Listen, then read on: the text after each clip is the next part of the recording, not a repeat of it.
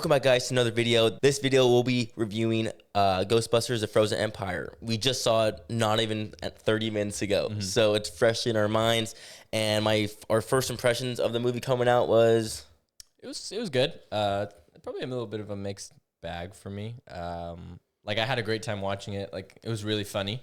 But I think we're just processing it. Like we just don't know, honestly. Yeah, it's just a mixed bag. It was good. It was funny. It was sometimes not. I don't even know. It's just a mixed bag. It was a lot. It was feel like they were just kind of just dumping things on you as you're going on. They have a lot of characters in the movie, so it's a lot of screen time for everybody, and it really shows they were really just picking and choosing who they wanted on the screen. Yeah. Finn Wolfhard. He had a hot start in the movie. He had a couple good lines. I was like, he's gonna be a big part of the movie. Absolutely was not. He was in it for maybe 2 minutes screen time. He disappeared. He like the Avatar. He was literally gone the whole time, and he came back at the very end. And he had a slight resolution, which was really, really minor. Yeah. What do you think? What do you think about the movie visually? It looked good. It did look good. Yeah, like the directing was good. Like I had no problems with that. I think what it come down to the same thing kind of with Kung Fu Panda was story a little bit. Yeah, like story again. Stuff. This one, I think the tone's more in line with the other Ghostbusters movies, like from the 80s and 90s or whenever it came out. So if you're into that, then you're gonna be happy. But again, when I just think about this movie, there's just so many plot holes. I'd say very a lot of holes. Like if I'm sitting there watching a movie, I'm like, that doesn't make sense. It always just kind of takes me out of it, and I'm like, dang, that could have been better. Visually, the ghosts look amazing. It was actually really good. Great. And its reasoning to do everything is a typical I want to destroy the world for absolutely no reason, basically. And it was just like, I think if you've seen the trailer, you're gonna know, like you know what you're getting. Like there's not many surprises. The one surprise in the movie that they don't show in the trailer, we didn't even like. Yeah. So like they bring in this ghost character like in the very beginning of the movie, and immediately I was like, oh, I don't know if I like this. Like, just I don't know, because you've seen it before. Like some things happening to one of the main characters from a movie you've seen, and then they're going through their day-to-day life. They're like, man, this sucks, and they latch onto this character is going to be bad, and then they turn out to be bad, and in the end they change their ways. Yeah, literally, like you were saying, it's like Kung Fu Panda. Like it's just very Kung Fu Panda. You've seen this movie. Yeah, you've seen it before, and you're like,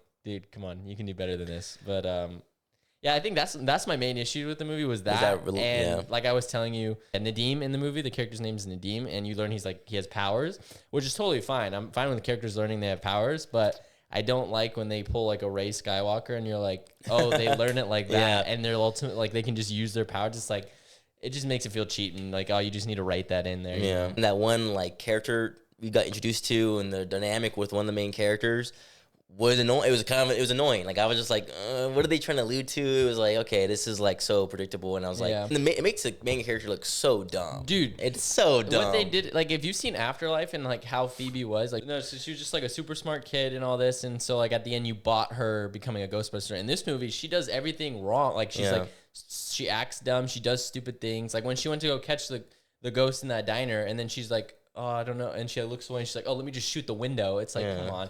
I don't like when they make characters who are previously established as being smart and like their head on straight, and then they're just like, oh, this movie, you're going to be really dumb. You know what I mean? Yeah. Like, it's like she met that character one time, played chess. Yeah. And she's like, I can't kill her now. Yeah. I was like, dude, like, what do you mean? It just like goes against everything she wanted to be. Ghost character, terrible at her job. Like it wasn't even like trying to convince Phoebe to do anything bad, but like Phoebe was like, no, I really want to do something bad. Like I really want to fuck everything up. And the ghost character was like, no, I don't want to. But even though that was her whole purpose of everything. So like those two characters were like making the movie worse by the minute. Like it was actually pretty bad. And they're only saved by cool visuals and teamwork. But like in reality, like the characters together were not that good. I don't think there was a like good chemistry there. At least between like the ghost and Phoebe. Yeah, those two. And like Paul Rudd is Paul Rudd. He does a good job. Yeah. He's not gonna be bad. The mom, don't even know, like she did nothing at all. Like she's mom. She didn't really do much. And then obviously Trevor robbed of a good film. Like robbed to be in the film. Yeah, there were too many characters in the movie. If they took a couple out here and there, it would make it a little bit more focused and a little better. But yeah, I mean, if you're just going to have fun in movies, you're gonna get that. It was fun. It was funny. I was really funny. Nadim. Yeah, he is the star of the movie just because he has a good personality and he has all the funny lines and all the funny activities happen towards him, and he plays the part really well. So he is definitely the best the best part of the movie, and he's only in it for like very Bits mid and to pieces, end. yeah, mostly at the end. I was annoyed with the mayor. Like he was from the original first movie. Like he's a callback. Yeah. So it was fine because I've seen the first movie. Have you seen the first movie? I've seen them, but like it's been a while. Yeah.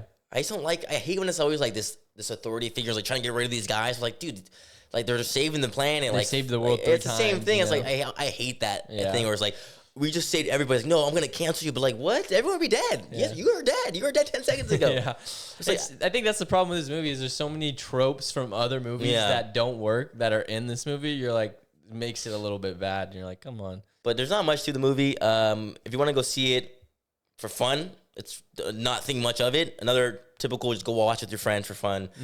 Maybe watch an IMAX. Don't need to see an IMAX. So you can watch it because it worked for our schedule. Yeah. But overall, honestly, I'll give the movie a 6.5. 6.5. I think I'd go with you 6.5, even though I don't like doing 0.5s, but I can't decide Yeah, between it's a hard. 6 and a 7. Like So we give Mythbusters. The Mythbusters, bro. Is it Mythbusters? It's oh, Ghostbusters. shit. You better put that in.